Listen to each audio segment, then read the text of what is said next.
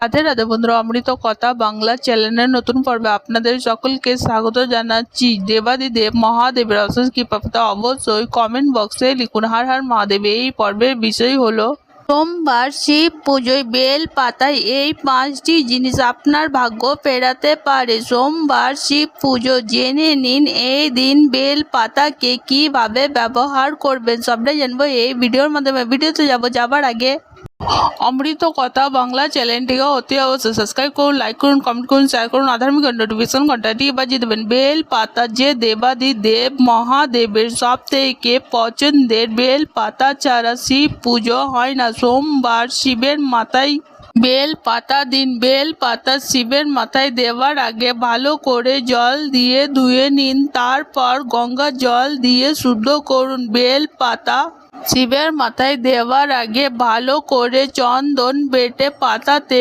লাগান। শিব পুজোর দিন সকালে একটি বাটিতে দুধ বেল পাতা ভিজিয়ে রাখুন, তারপর সেই বেল পাতা শিবের মাথায় দিন।